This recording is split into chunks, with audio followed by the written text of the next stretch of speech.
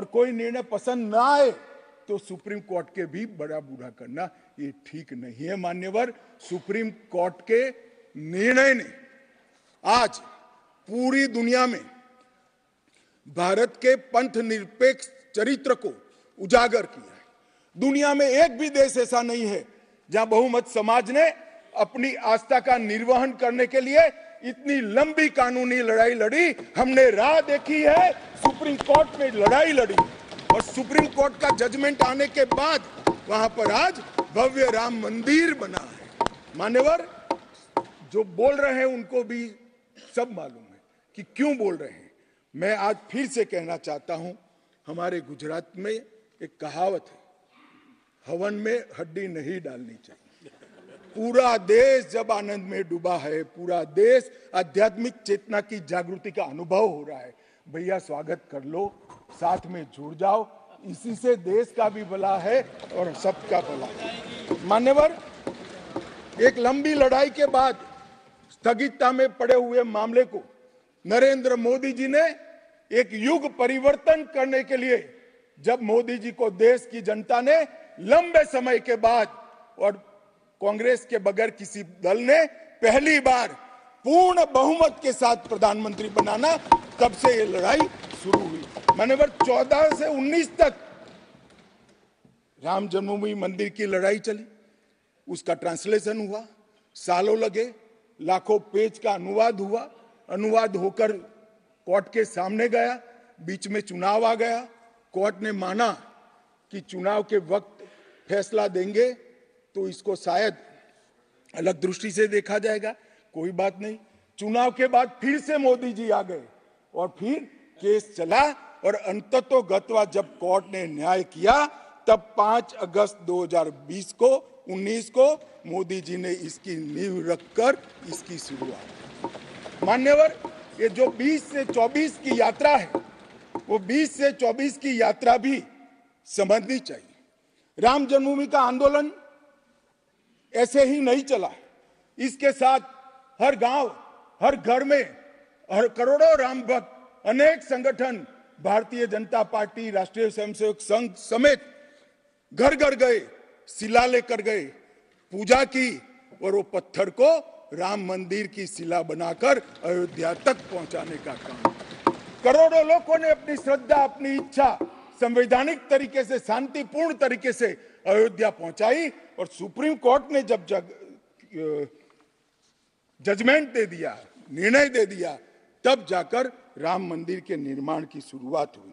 अडवाणी जी ने सोमनाथ से अयोध्या यात्रा भी की और इसके साथ साथ निहंगों ने शुरू करी हुई लड़ाई, अशोक सिंघल जी जो चरम सीमा पर ले गए थे, अडवाणी जी ने जन जागृति की और मोदी जी ने जन आकांक्षा की पूर्ति कर कर एक आध्यात्मिक चेतना का जागरण कर दिया। मान्यवर, ये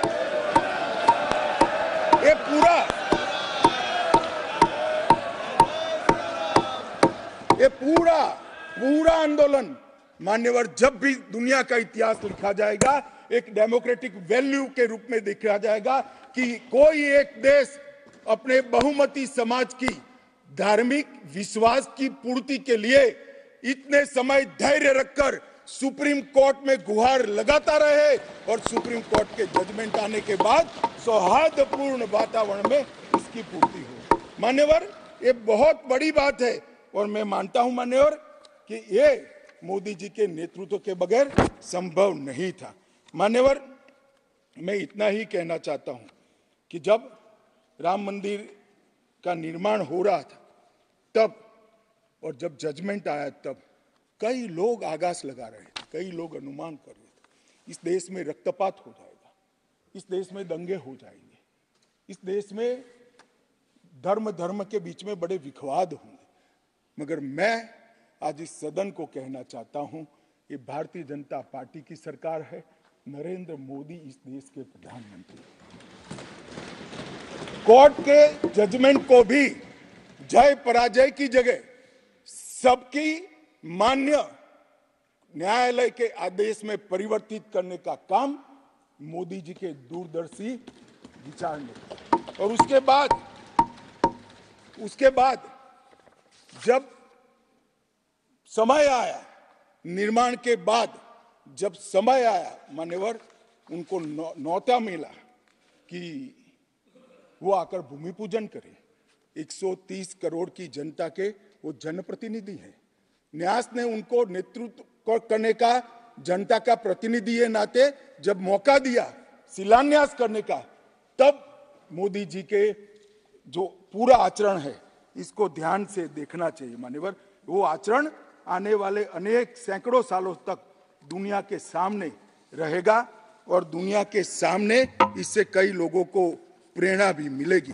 मान्यवर, हम सब ने आचार्य गोविंद देव गिरि जी ने जो वक्तव्य दिया वो सुना है। मोदी जी को जब मौका मिला तब उन्होंने रामानंदी समाज के, संप्रदाय के और वैष्णव संतों से पूछा कि भाई प्राण प्रतिष्ठा करनी है, किसी संसारी ने करनी है, तो इसके यम नियम, इसके लिए किस प्रकार की उपासना करनी चाहिए, और जो संतों की ओर से सुझाएगा उससे भी अनेक गुना कठोर 11 दिन का व्रत इस देश के प्रधानमंत्री।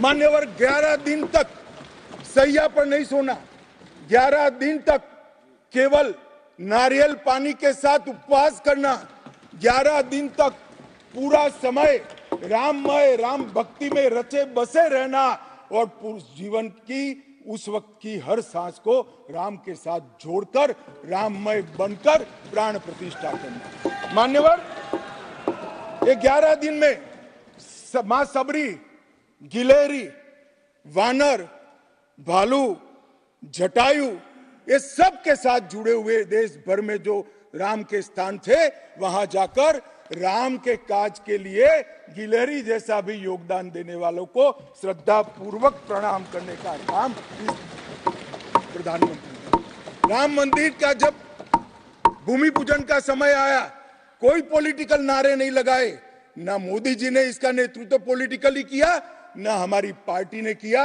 हर रोज एक राम का भजन अलग अलग भाषा में ट्वीट कर एक भक्ति का आंदोलन शुरू किया। मान्यवर, इस देश में कई सारे भक्ति के आंदोलन खड़े हुए हैं, ढेर सारे आंदोलन खड़े हुए। मान्यवर, इस देश में भक्ति का आंदोलन कोई नया नहीं है। मान्यवर, मीरा ने चलाया, गुजरात में नरसिंह मेहता ने चलाया, रामानंद ने चलाया, एकनाथ और ज्ञानेश्वर ने चलाया, शंकरदेव और माधवदेव ने असम में चलाया, चैतन्य महाप्रभु ने चलाया, समर्थ रामदास ने चलाया।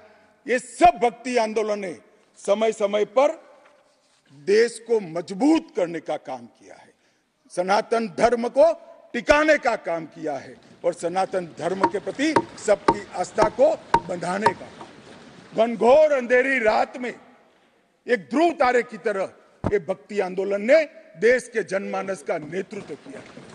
भारत के ही छोर में 10 सिख गुरुओं ने अनेक प्रकार के बलिदान, एक दशम पिता ने तो अपना सर्वस्व दान कर दिया। इस प्रकार के त्याग की भी इस देश की परंपरा रही, परंतु ये समग्र भारत के हजारों साल लंबे सांस्कृतिक और राजनीतिक इतिहास में एक शासक ने, एक जनता के व्यक्ति ने, एक जनता के प्रतिनिधि ने अपने यम